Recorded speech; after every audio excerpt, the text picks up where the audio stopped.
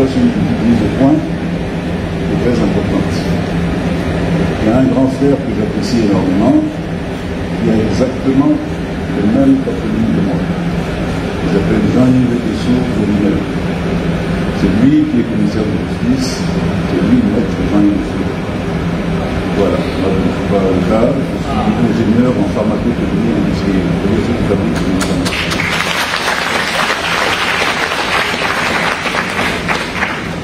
Donc c'est très important de bien le préciser. Et au passage, je le salue avec beaucoup de différence et d'amitié. Je suis un petit peu heureux de voir dans la salle des personnalités, des aînés que je connais, des aînés de ma région. Un tonton vient de rentrer dans la salle, vénérable Hilaire Melech, vraiment merci d'être là. Moi, je suis M. Narcisse, beaucoup d'amis que je respecte énormément. Également mon ami Max Yali, que je vois dans la salle, et je vois beaucoup de personnes, notamment mon grand frère presque de sang, parce que chez les Africains, le cousin n'est pas le cousin, c'est le frère. Je ne connais même pas trop de la série devant moi, je me souviens, je vous remercie de sa présence.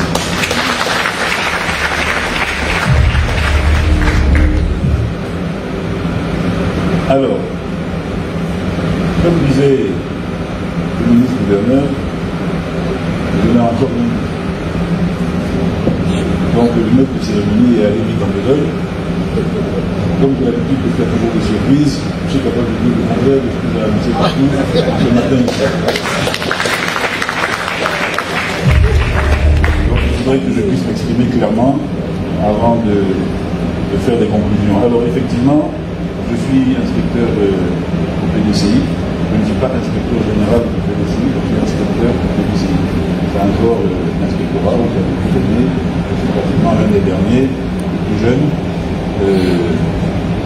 J'ai été nommé par le président Parfait, le président Béziers, pour construire un petit peu l'inspectorat. J'ai avancé au ralenti. Alors, mesdames et messieurs, chers militants, chers amis, monsieur le ministre-gouverneur, J.C. Bakongo, qui, en 15 minutes d'échange, m'a rassuré sur le fait que j'avais mis trop de temps pour prendre la bonne décision.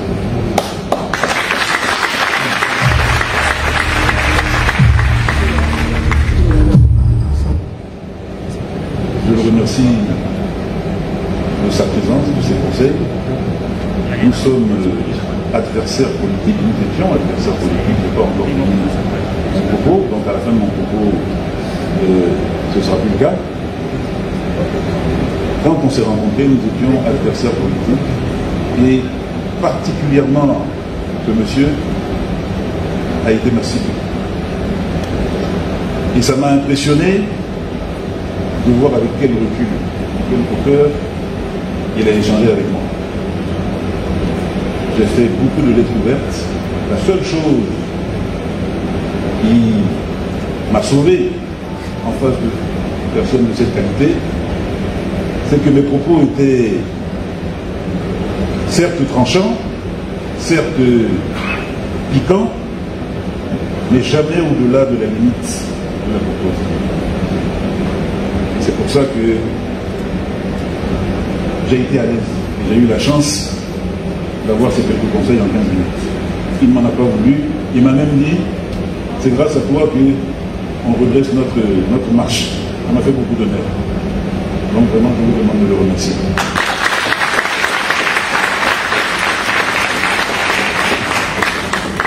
Cher ministre des Sports, Adieu Silas, j'ai des difficultés à dire monsieur le ministre quand je le vois parce que c'est mon frère. C'est lui qui m'a pratiquement, on va dire, élevé, puisque c'est mon père qui l'a accompagné dans beaucoup de choses dans son éducation et dans son cheminement. C'est un grand frère personnel et les contacts, quels que soient les bords politiques, ont toujours été très chaleureux, très ouverts, et c'est moi qui avait tendance à avoir des soucis pour me rapprocher de lui. Tous les jours que Dieu fait depuis sa nomination, mon grand frère m'appelle, me dit viens me voir, c'est pas pour te faire une RHDP, tu es mon grand frère, c'est moi qui fuis, qui recule à chaque fois. Vraiment, je le remercie de sa présence. J'ai discuté avec lui.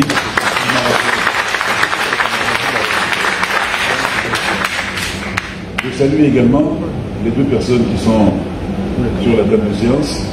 Souffrez que, étant donné que je suis nouveau dans la famille, je ne connaisse pas bien leur nom. Voilà, il est son livre,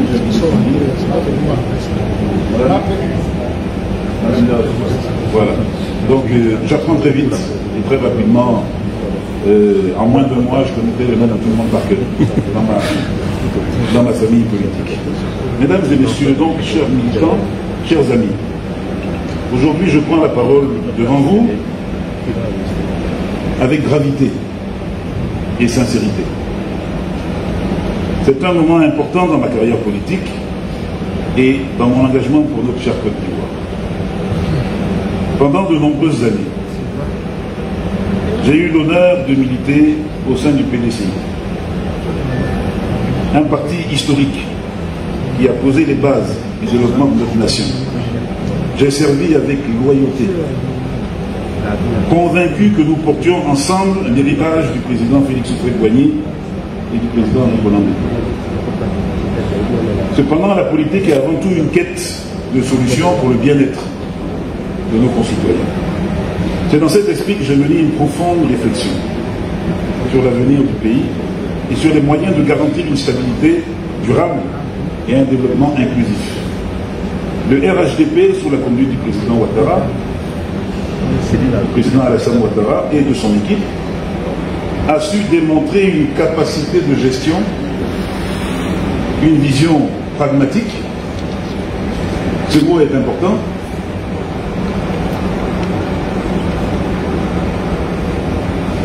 Et des résultats concrets qui ne peuvent être ignorés par personne, même si on est le dernier des opposants.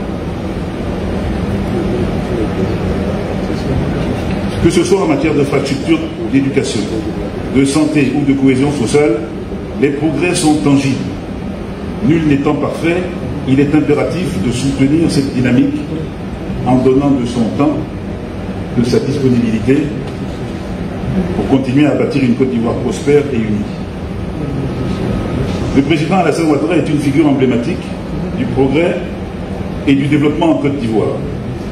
Son leadership visionnaire a permis à notre nation de connaître une transformation remarquable sur les plans économiques, social et infrastructurels. Sous sa gouvernance, la Côte d'Ivoire a enregistré une croissance économique soutenue, faisant du pays l'une des économies les plus dynamiques d'Afrique. Grâce à des réformes audacieuses et à une gestion rigoureuse, il a su attirer des investissements majeurs, moderniser les infrastructures et améliorer le climat des affaires.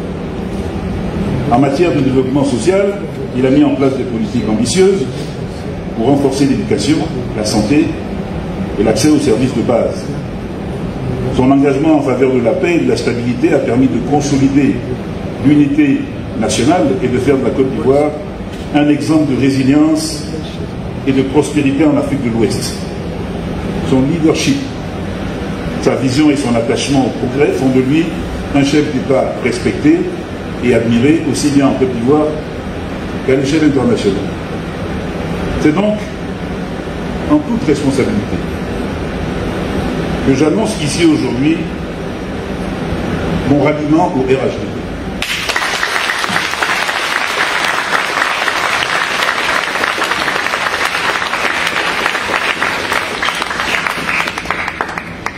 Ce choix n'est ni une rupture avec mes convictions, ni une entorse à mes engagements, mais plutôt une décision mûrement réfléchie pour contribuer activement à l'édification d'un avenir meilleur pour tous les Ivoiriens. Mesdames et messieurs, chers cadres du RHDP, chers concitoyens, Aujourd'hui, je prends la parole avec humilité et sincérité pour m'adresser à vous, en particulier au cadre du RHDP que j'ai pu interpeller à travers les fameuses lettres ouvertes. Dans le cadre de mon engagement politique et de mes prises de position, j'ai parfois exprimé des critiques acerbes qui ont pu être perçues de votre part comme offensantes ou injustes. Mon intention n'a jamais été d'attaquer personnellement des individus. Telle n'est pas mon éducation. Je suis le fils du professeur Ressis Martin, pour ceux qui les connaissent. C'est un exemple de probité et de courtoisie d'éducation. Toutefois, je reconnais que certaines de mes paroles aient heurté, blessé ou créé des malentendus. La politique doit être avant tout un espace de débat constructif fondé sur le respect mutuel et l'intérêt supérieur de la nation. C'est dans cet esprit que je tiens aujourd'hui à présenter mes excuses les plus sincères à tous ceux qui se sont sentis offensés par mes écrits et mes propos. Mon engagement pour la Côte d'Ivoire reste intact, et c'est avec une volonté de dialogue et de réconciliation que je souhaite désormais œuvrer pour l'unité et la stabilité de notre pays à vos côtés. Mesdames et messieurs, je suis Jean-Yves Esso-Essis, inspecteur du PDCI depuis 2019, nommé par feu le président Bédié, membre du bureau politique du PDCI-RDA depuis 2014, donc plus de 10 ans, écrivain, auteur du Vestiaire des lettres, initiateur et auteur de plus de 400 lettres ouvertes aux autorités de ce pays depuis 2017, analyste en sociologie politique, ex-coordonnateur général et fondateur de la coordination des cadres dynamiques du PDCI, créée en juillet 1977, comprenant environ 3000 membres et renfermant 37 délégués et 58 membres du bureau politique. Ex-coordonnateur général et fondateur du premier mouvement antiamiste à l'intérieur du PDCI qui s'appelait Concorde National, créé en octobre 2022. Donc un mouvement PDCI de soutien au président Idi Thiam qui renferme près de 3500 membres dans toute la Côte d'Ivoire et dans la diaspora. Actuel président fondateur destitué du mouvement antiamiste de la société civile Alliance, que j'ai créé moi-même tout seul dans ma chambre avec mon téléphone, un 4 janvier 2024, et j'en suis aujourd'hui destitué. Allez-y comprendre quelque chose. Et renfermant aujourd'hui plus de 10 000 membres en Côte d'Ivoire et dans la diaspora.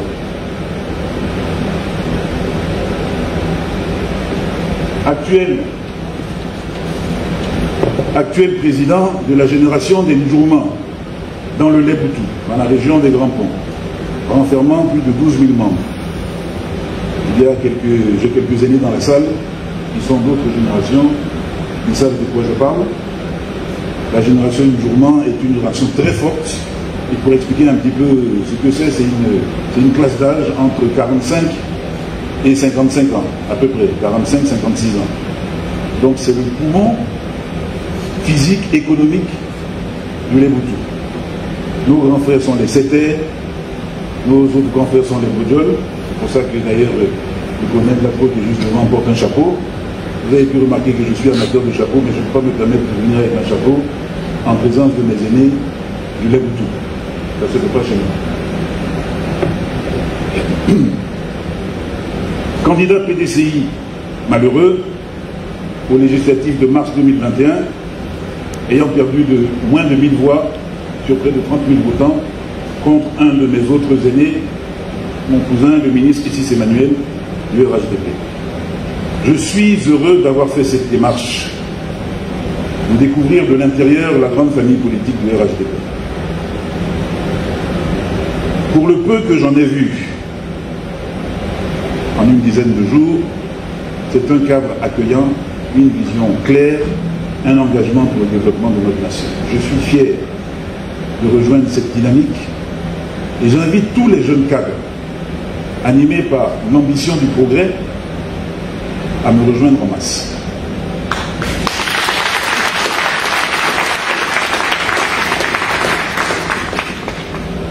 Le ministre Cissé Bakongo me disait, quand on a échangé,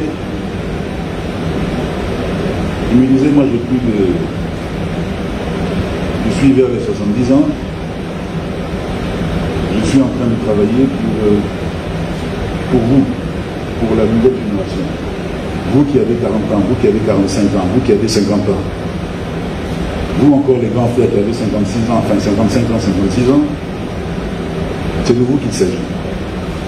Et ces paroles m'ont marqué parce que j'observe que du haut de nos 55-56 ans, nous apparaissons comme encore des jeunes, des bébés dans la famille politique que je viens de quitter. Et cela me pose un problème.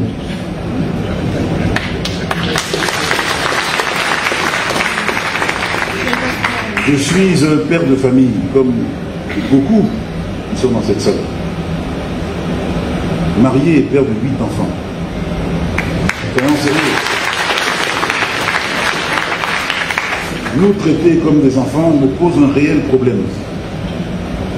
Parmi ces enfants, j'en ai 2 qui jouent au basket. Il y en a un, peut-être, si Dieu le veut, qui signera à NBA, qui sont plus grands que moi, de taille. Donc on est un peu vieux, quand même.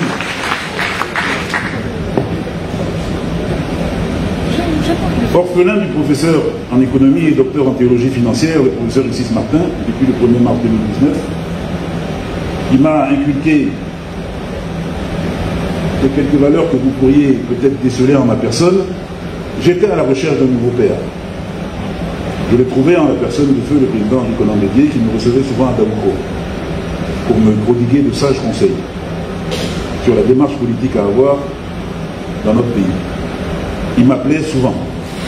C'était un honneur pour moi de me déplacer sur Daoukro et de l'écouter, sans arrière-pensée. Orphelin de ce second père depuis le 1er août 2023, je me suis toujours coiffé de ce chapeau que j'arbore en général en souvenir de mon mentor lors de mes apparitions en public. Je choisis aujourd'hui solennellement le président Alassane Ouattara pour une 3e mandat.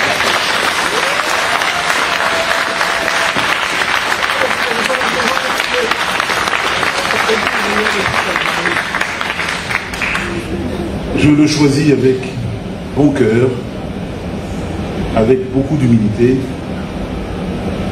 J'ai ma maman, mais je ne refuse pas une 2e maman à la personne de Mme Ouattara.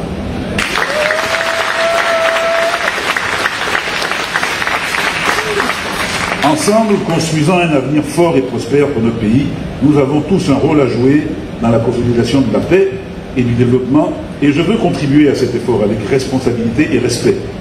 Je remercie ceux qui, malgré nos divergences, ont su faire preuve de patience et de compréhension que l'intérêt de la nation guide toujours nos actions et nos paroles. Je remercie mes anciens compagnons, mes nombreux jeunes frères, dont j'ai l'honneur d'être le mentor, et mes nombreux aînés qui m'ont toujours accompagné discrètement dans mon parcours politique au sein du PDCI, pour les années de collaboration et de fraternité que j'ai eues avec eux. L'heure est à l'unité et à l'action. J'invite tous ceux qui partagent cette vision à nous rejoindre pour œuvrer ensemble à la consolidation de notre nation. Vive la paix et l'unité nationale, vive le RHDP, vive le président Ouattara et que Dieu bénisse la Côte d'Ivoire.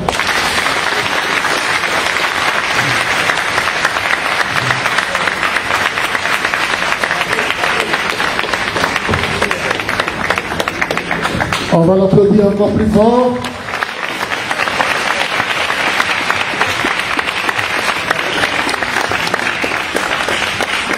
Je reçois la félicitation du secrétaire exécutif et du ministre Adé Sida, membre du directoire, et de madame la secrétaire exécutive adjointe, madame Dirasco, Mafilima, qui souhaite la bienvenue de la famille des Boudoutis. Pour profiter et faire la photo des familles. Et ensuite, nos amis de la presse qui sont cibles des éclaircissements Et on pourra prendre 2 ou 3 personnes pour poser quelques questions et puis ensuite, on va passer. Ah oui, le tonton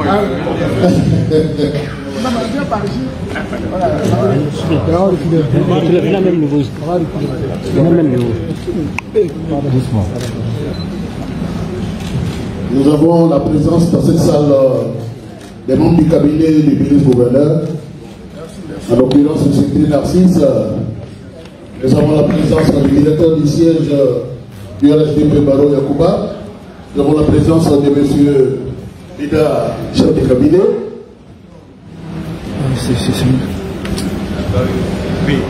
Nous avons, monsieur le ministre-gouverneur, enregistré l'arrivée dans cette salle de votre jeune frère, le maire de la commune d'Isia, M. Fane Karim, qu'on applaudit bien fort. Et aussi la présence du directeur général des transports terrestres et de la circulation, M. Sako Ouma, qui était le président des volontaires de la CAN. Merci bien. Chers amis journalistes, si vous voulez des éclaircissements, 2 ou 3 journalistes pour poser des questions. Dans le cas contraire, 4 questions. 4 personnes, si possible. Si possible. S'il n'y a rien à... Ah, il y a un là-bas. Le micro HF de l'autre côté, s'il vous plaît. Ici, là-bas. Le micro HF est où?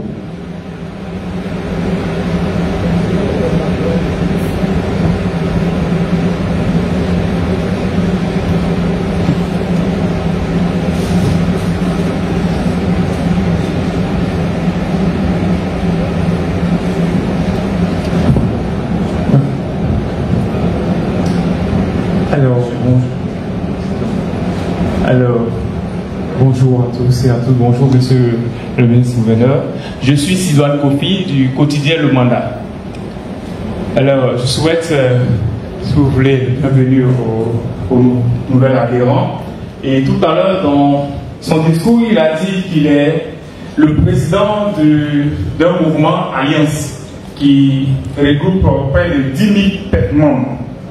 Alors, je voudrais demander à M. Issou, est-ce qu'il vient au RHDP avec tous ses membres ou qu'est-ce qu'il a dit à tous ces 10 000 membres avant de venir au RHDP? Merci. Encore une autre personne. Merci, je suis Aristide Autré du quotidien L'Avenir. Alors je voudrais savoir s'il y a des reproches fondamentaux que le nouvel adhérent fait au PDCI. Si oui, quels sont ces reproches-là? Merci beaucoup.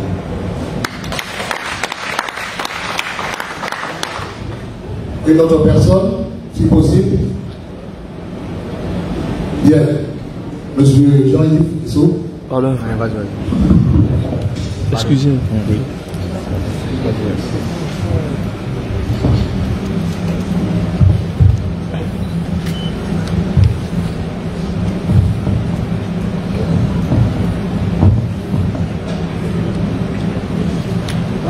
L'autre micro, s'il vous plaît.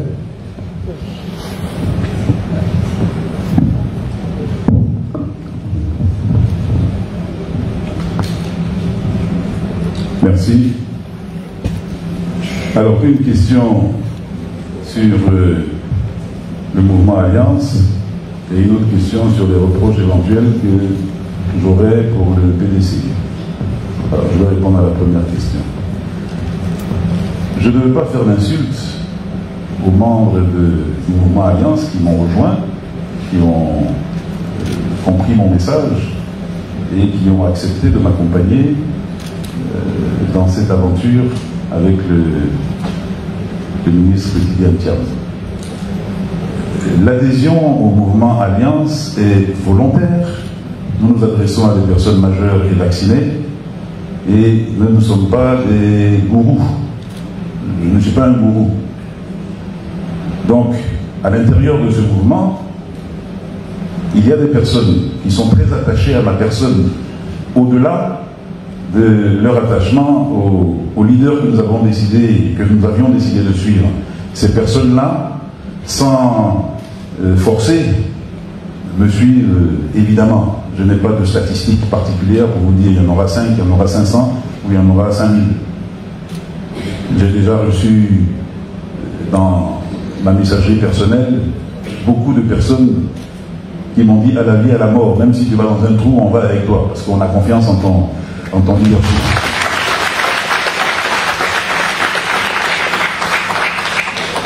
Pour les autres, aujourd'hui, à 3 h du matin, parce que c'est un moment solennel pour moi, c'est un moment difficile, et à la fois difficile et heureux, mais c'est un moment solennel. Dire que j'ai trouvé le sommeil comme un petit bébé de 3 ans serait mentir. Je me suis réveillé tout seul à 3 h du matin, je me suis assis et j'ai écrit à tous mes membres du mouvement Alliance.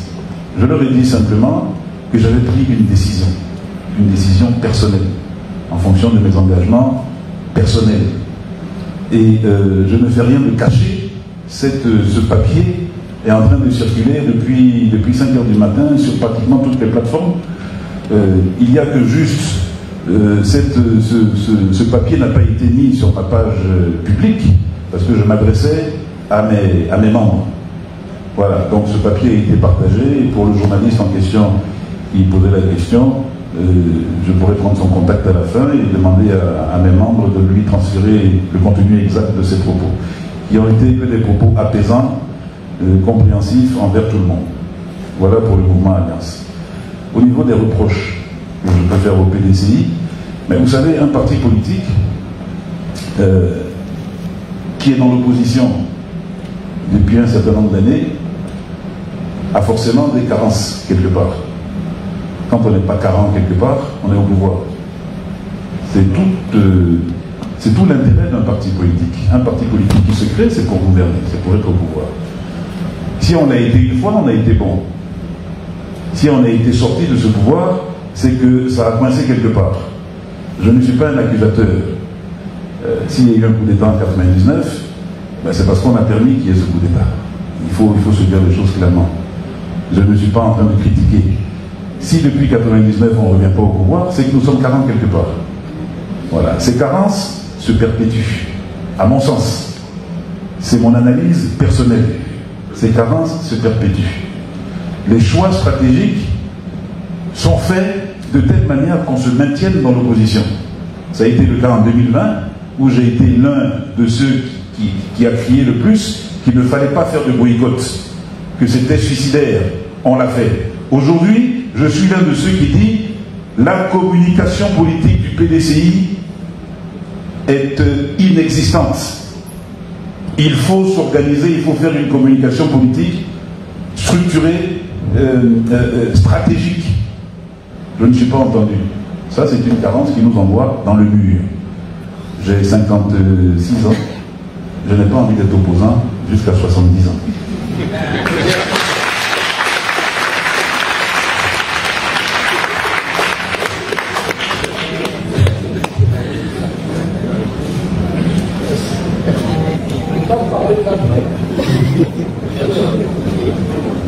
Voilà la réponse. Bien, je l'ai dit tout à l'heure, à l'entente de mes propos, il a la gestion au quotidien de la grande famille des oufouettistes. Mais, je l'ai dit aussi, avant l'entrée dans cette salle, que le Lébouti, d'où est originaire Jean-Yves Esso, a des cadres et non des moindres. Et au nombre de ceux-là, figure le ministre délégué auprès du Premier ministre, chargé des sports et du cadre de vie, M. Aké Silas Maître, qui est membre du directoire, qui va dire un mot à son jeune frère et à l'assistance. Monsieur le ministre.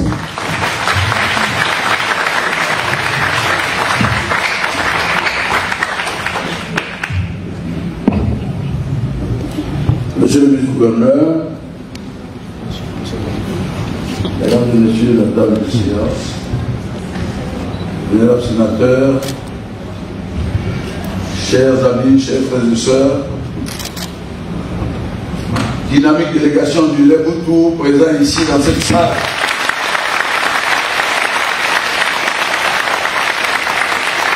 Et saluer l'arrivée de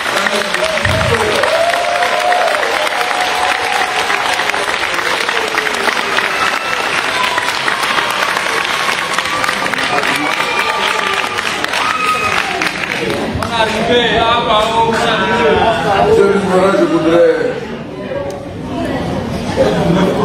adresser mes vives félicitations à notre frère Jean-Yves Sissoco qui nous rejoint aujourd'hui. Comme on le dit, quand le disciple est prêt, le maître apparaît. Jean-Yves Sissoco est un garçon brillant. C'est une fierté pour le Lebougou. Il vient de faire le choix de la raison, le choix de la responsabilité. On ne s'amuse pas avec son pays. Un pays doit être dirigé par quelqu'un qui en a le profil, par quelqu'un qui a une vision, et par quelqu'un avec lequel on peut avancer. Cette personne, c'est le président Alassane Ouattara.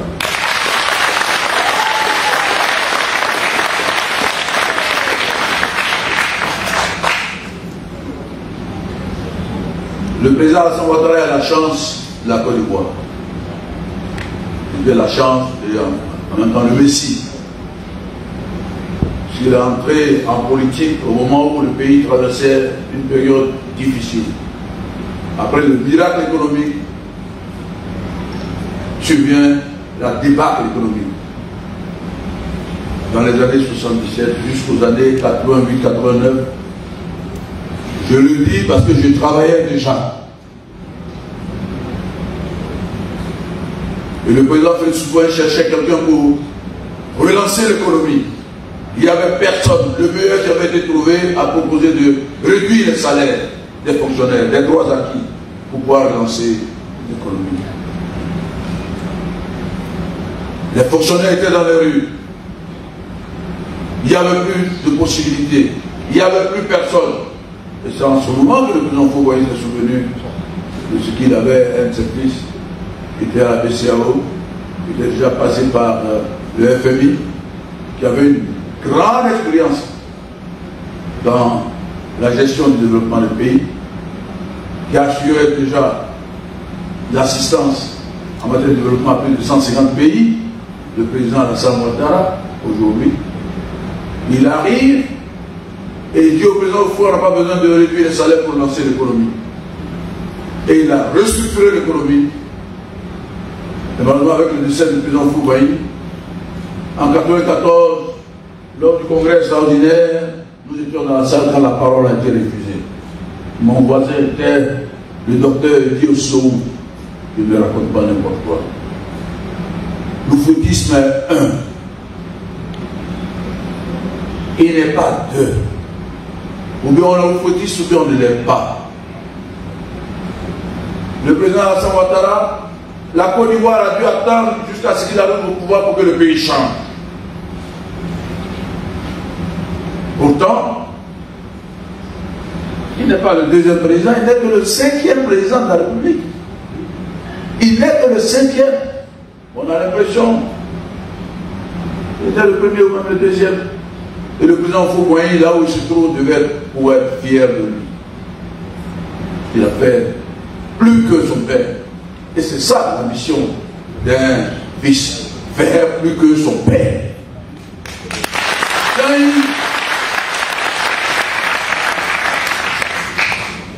Tu n'es pas sorti de l'oufoutisme puisque tu es dans l'oufoutisme. Et l'oufoutisme le vrai.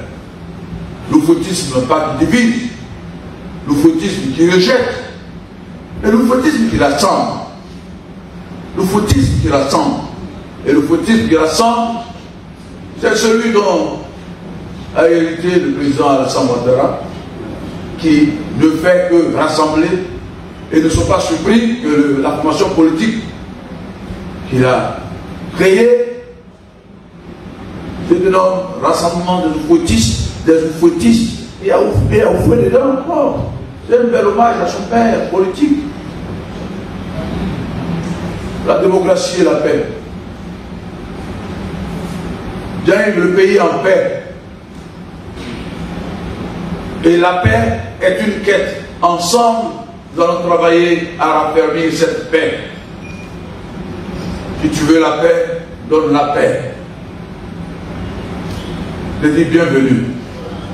Au nom du ministre-gouverneur Vincent Loès, que j'ai eu le fond d'y rentrer de voyage, je devais être en conseil de gouvernement ce matin. J'ai obtenu l'autorisation du Premier ministre, chef du gouvernement, pour être aux côtés de mon jeune frère. Il a fait le bon choix. Mais c'est un professionnel. Donc il n'entre pas pour attendre sur le banc de touche. Il entre pour monter sur le terrain. Et le terrain, il est prêt parce que nous sommes à une année électorale. Et il vient directement sur le terrain. Donc on travaille à sensibiliser le Léboutou. Le Léboutou dont est issu le président Alassane Ouattara. Le Léboutou également dont est issu le Premier ministre. Donc ensemble, on essaie de travailler au développement de cette région comme le président ne cesse de le faire déjà pour le pays tout entier. Pour ceux qui organisent une opération Kokoko, vous frappez à une porte pour qu'on vous ouvre la porte et que vous rentrez. Mais il y a déjà quelqu'un dedans, il y a déjà quelqu'un dans la maison. On va rester dehors.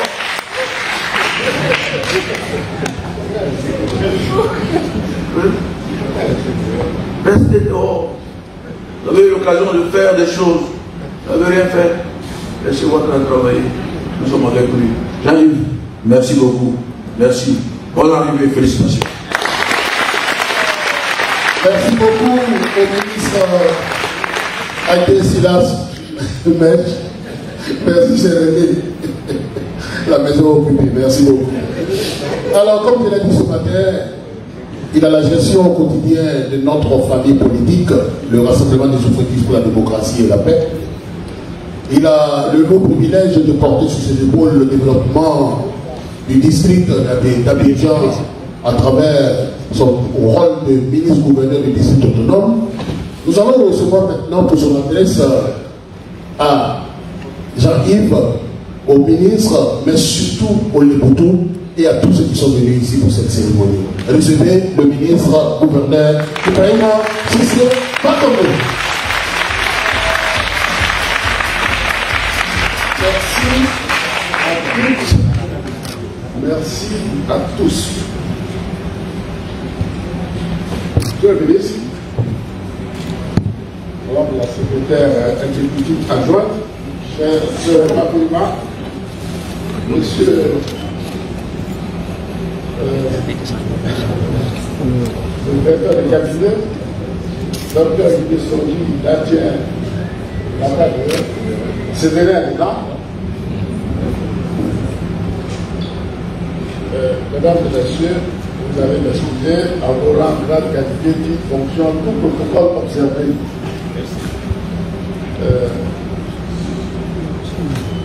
Je suis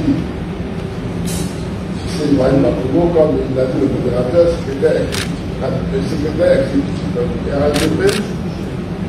Je parle au nom et pour le compte de Son Excellence M. Alassane Ouattara, président du parti. Nous sommes représentants à rang de président de l'institution, le président du directoire René Kapana Gilbert, bien sûr au nom de ceux et celles qui m'entourent, de ceux et celles qui partagent avec moi, le secrétariat exécutif. En l'honneur à tous, je voudrais vous dire merci, mille fois merci, d'être ici dans notre aujourd'hui. Aujourd'hui, j'insiste là-dessus, pour nous, qui observons, qui écoutons, qui analysons, ce jour est important et un jour important, parce que celui qui nous arrive, je le lui ai dit déjà,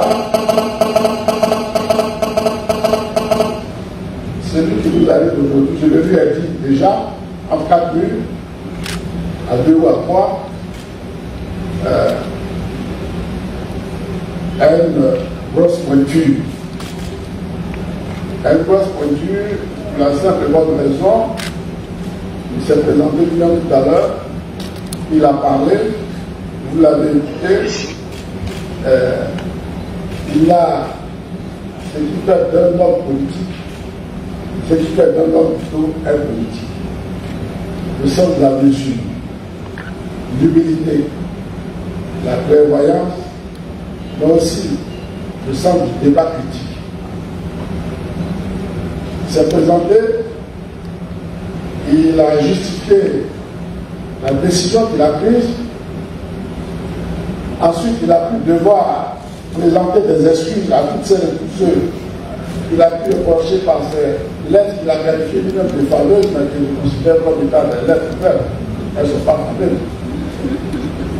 Mais également par ses propos lors des émissions télé que nous suivons à un groupe de plaisir, soit en direct ou bien en différé sur les réseaux sociaux.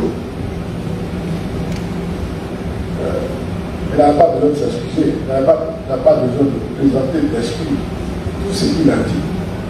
Au moment où il a dit, il a su, il n'a pas à rougir. C'est ça qui fait de lui celui qu'il est. Après donc sa présentation, il a lancé un appel à tous ceux qui ont partagé quelques moments avec lui là où il était. Je voudrais lui dire bonne arrivée. Mais avant de revenir sur l'essentiel de ce que je voudrais dire, je voudrais dire merci à 2 personnes. Parce qu'on dit à tout Seigneur tout honneur. Jean Lesso nous est arrivé par sa propre volonté. Il n'a pas été contraint. Il n'a pas été menacé. C'est un examen critique. C'est un examen de conscience qu'il a fait, au bout duquel il a décidé de venir. Ben, chemin faisant, il a parlé avec les êtres humains, avec les hommes et les femmes. Donc certains l'ont accompagné. Il y en a même un dans cette salle. Je voudrais saluer Aristide Kenda.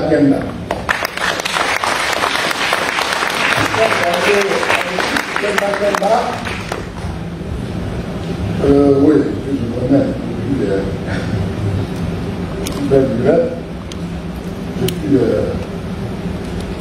comment on va dire ça, le libéral. Depuis le libéral. Le libéral, c'était le journal DRDR. Aristide Kenda était journaliste tout petit. À l'époque, depuis cette époque-là. C'est Aristide Kenda qui a entrepris le frère Jean Esso, nous l'ont dit tous les deux depuis 2021. On sortit une émission où ils se sont fâchés tous les deux. Mais dans le respect, et quand ils sont sortis, ils ont continué leurs échanges jusqu'à 2 heures du matin. C'est ce qu'ils m'ont dit les deux. Jusqu'à 2 heures du matin, ils ont continué leurs échanges pour arriver à trouver quelques points de convergence dans leur caractère, dans leur façon de voir. Donc depuis 2021, ils ne se sont plus quittés. Alors, Aristide Kenda, elle a poursuivi l'émission avec le frère Esso et arrivé à la conclusion que le moment était bon. Parce que Yaïd Esso lui a dit que le moment était bon pour lui. Que la place chez lui était pleine. Ou du moins que la coupe était pleine.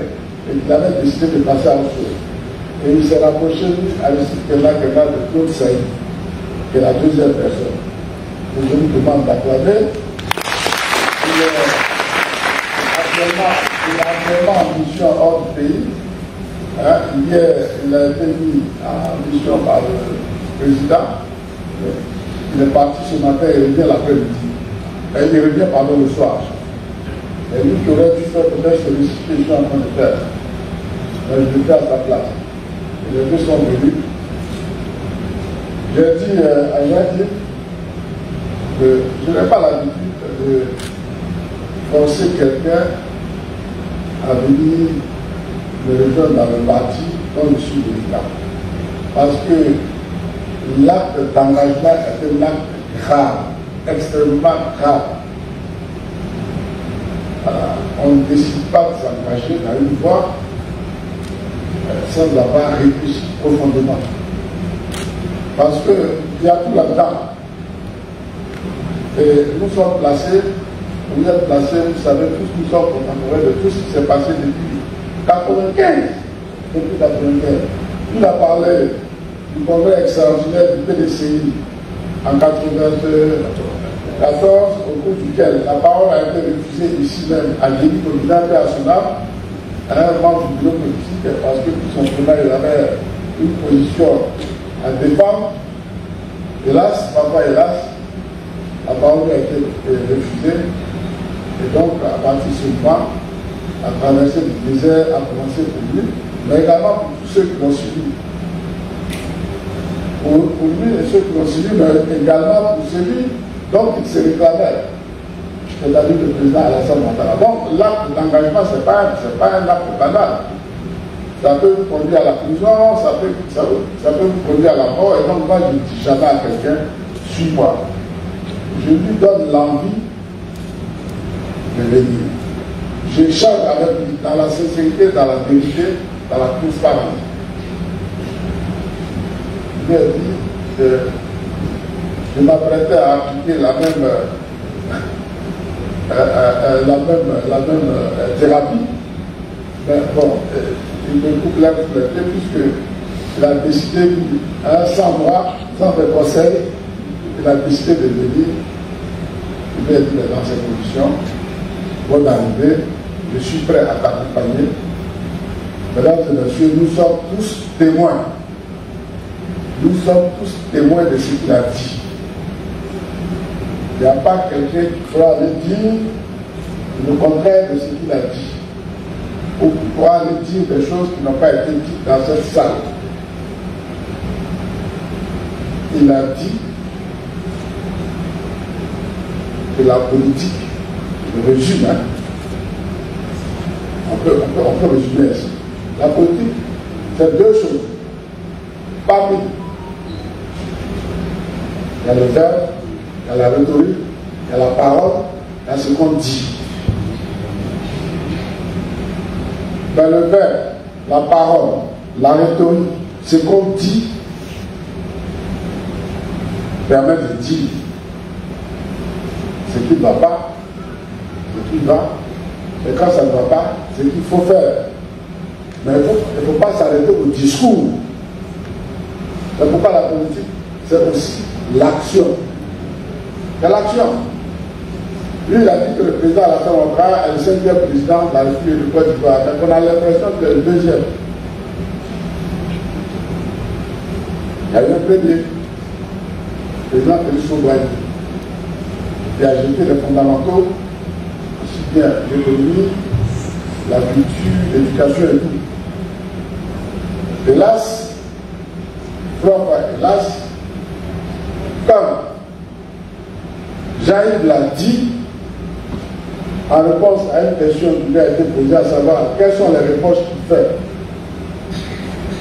au PDCI, bien sûr qu'il a quitté, il a dit, si nous avons perdu le pouvoir en 1999, c'est que quelque chose n'a pas marché. C'est ce qu'il a dit. Hein? Si depuis 1999, nous ne sommes pas encore venus au pouvoir, c'est parce qu'il y a quelque chose qui ne va pas. Bien. Ce qui a coincé, c'est peut-être, j'allais dire, le manque d'écoute des aspirations des problèmes de population, leurs aspirations, leurs ferveurs, leurs angoisses, le manque d'écoute vis-à-vis de tout cela. Et donc, l'absence de réponse à toutes les préoccupations que la société avait à cette époque. C'est pour cette raison, c'est vraiment qu'il y a eu le cas, il y en a d'autres. Donc, il faut, en plus des mots, la rhétorique, il faut de l'action. Le président de la République, Alassane Ouattara, on n'a pas besoin de faire des discours pour s'en convaincre. Il a montré et il continue de montrer que la politique, c'est aussi et surtout les actions. Parce que la politique ne satisfait pas aux besoins des populations. Il ne change pas les conditions de vie et de travail des populations. Bon, c'est autre chose que la politique. Depuis 2011, nous sommes tous contemporains de ce qui se passe. Même ceux qui aujourd'hui crient au loup, même ceux qui crient aujourd'hui au loup, ils sont partis en 2011 pour certains en exil. Là où, si nous avions été à leur place, notre place ne serait pas l'exil, mais plutôt le cimetière de Milaoui, d'Agogo, de Massiro. Ils sont partis en exil, ils sont revenus avec le verbe encore plus haut. Et ils sont sur tous les plateaux, ils sont sur les réseaux sociaux, ils invectivent, ils disent des choses qui sortent de l'ordinaire. Mais ils sont là, personne ne les inquiète. Ils parlent. C'est ça la liberté. La liberté, c'est le cœur de la démocratie. C'est ça. Démocratie sans liberté. Ils parlent, ils parlent, ils parlent, ils parlent. Et puisque on est dans une tyrannie, il y a un qui dit que on est dans une tyrannie. Et si vous n'avez absolument aucune offre politique qui puisse intéresser les gens, comment on va vous suivre? Si on vous suit, par exemple, dans l'opposition, mais ce n'est pas ma faute si je travaille bien. Si le président Alassane travaille bien, ce n'est pas une faute à lui reprocher de travailler bien et de faire en sorte que les gens se reconnaissent en lui qu'on leur derrière lui. Donc il parle, il parle, il parle. Il y en a un qui est sur le terrain aussi. Et je crois que lui, certainement, il a donné un peu plus, il a donné certainement une raison fatale à Jean-Luc de sauter le pas. Lui, il veut nous faire endosser ses problèmes. C'est-à-dire qu'il veut mettre ses problèmes sur nous. Alors que nous, on en a déjà beaucoup. On a déjà beaucoup. On a fait beaucoup pour l'éducation, il reste encore beaucoup. On a fait beaucoup pour la sécurité aujourd'hui, la Côte d'Ivoire en paix. Mais on veut que la Côte d'Ivoire puisse rester en paix. Donc, on veille toujours au paix. On a fait beaucoup pour les routes, mais il en reste encore beaucoup à construire. Nous, on est occupés à cela. Mais lui, il veut nous attirer dans ses propres problèmes. Mais on n'a pas le temps pour ça. On n'a pas le temps de nous occuper de ses problèmes. Il gère ses problèmes. Lui-même d'abord, mais ensuite il gère ses problèmes avec ses propres amis, ses propres frères de parti politique. Donc Jaïr, je viens te dire félicitations et bonne arrivée. Tu es arrivé, tu as donné les raisons, tu as tout donné, tu as tout expliqué, tout ça pour témoigner, nous avons entendu. Mais nous prenons aussi l'engagement, moi, à titre personnel, je prends l'engagement, mais toutes celles et tous ceux qui sont assis ici, qui sont influencés dans le parti, prennent l'engagement à la suite de faire en sorte que tu te sens mieux là où tu es.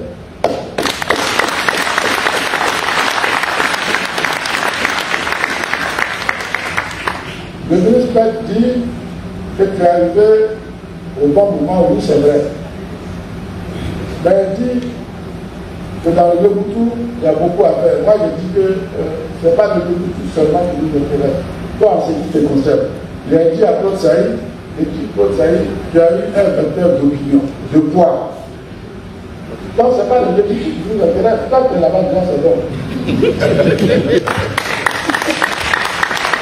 Nous, on veut l'utiliser ailleurs. Nous, on veut l'utiliser ailleurs.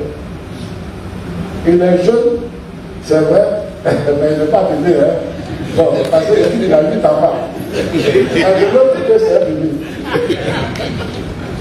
Alors, il est jeune, il a du jus, il a de l'énergie, il a de l'ala, et nous, on peut pouvoir utiliser tout ça au plan local, c'est vrai.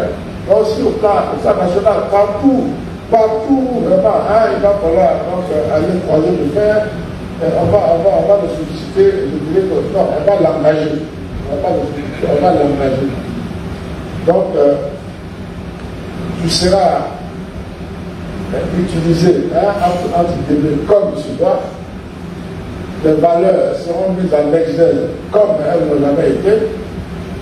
Tu seras réhabilité moralement et politiquement au grand temps de ceux qui ont pu pouvoir t'exclure d'un mouvement que tu as créé.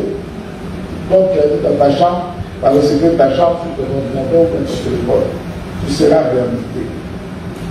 Alors, mesdames et messieurs, je vais donc procéder comme on le fait entre les nouveaux militants qui arrivent à la remise donc, de ce qu'il faut pour qu'il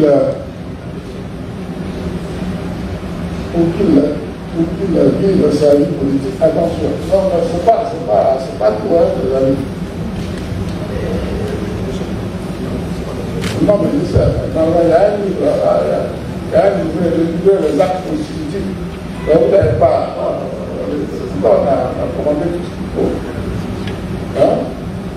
Bien, donc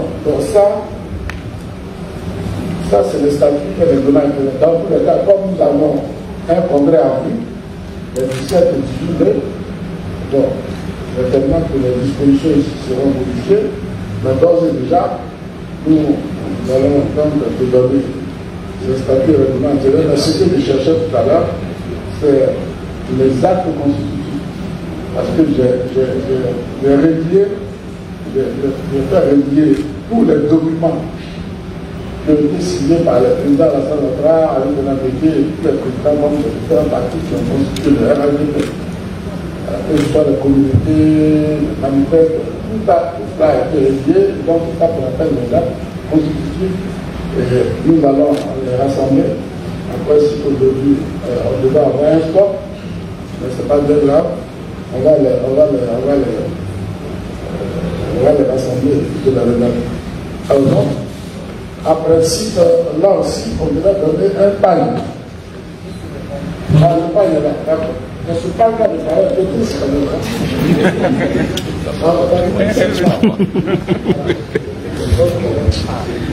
Ouais, on va derrière.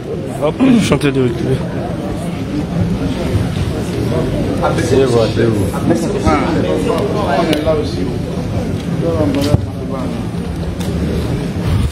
Allô.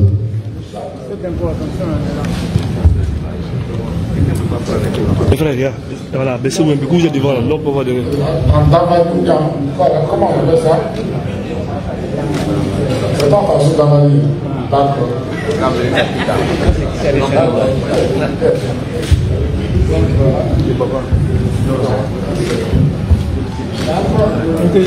Mon ami, non.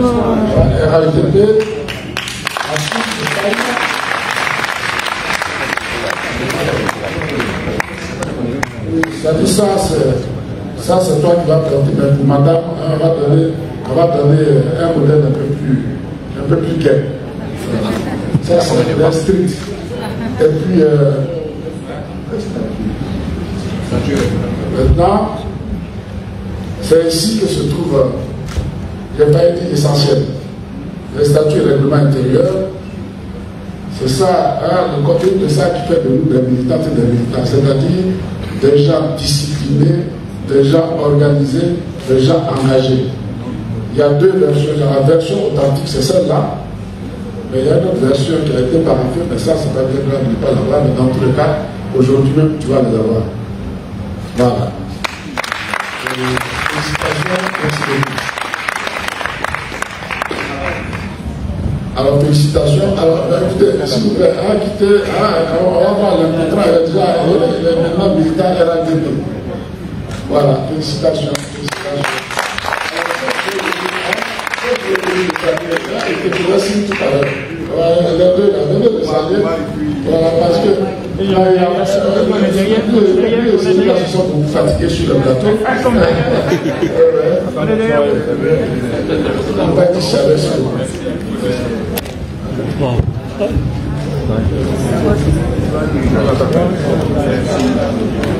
Je voudrais profiter de l'honneur pour vous informer que le Jean-Yves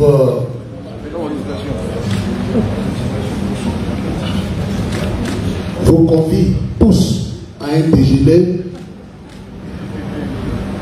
à la maison des anciens combattants au plateau, à côté du stade de Fouboigny, entre l'ambassade de France et l'immeuble ATA, au restaurant pour le déjeuner. Tous ceux qui sont là, vous êtes conviés à un déjeuner à la maison des anciens combattants au restaurant, après la cérémonie.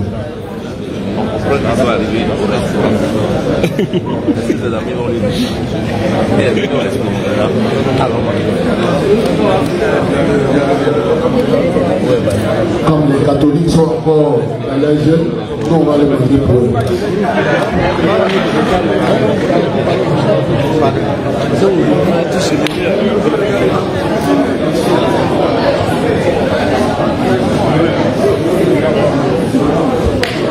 Il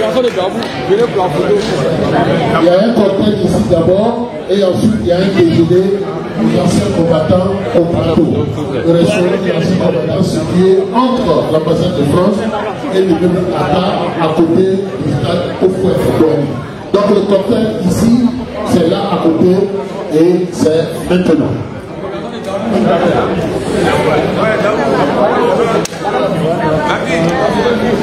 Monsieur le maire. Monsieur le gouverneur, le cortège ici, le déjeuner aux anciens combattants au plateau, au restaurant.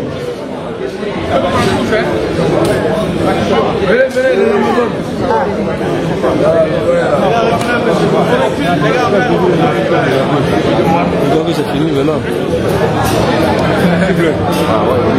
Ça va suivre.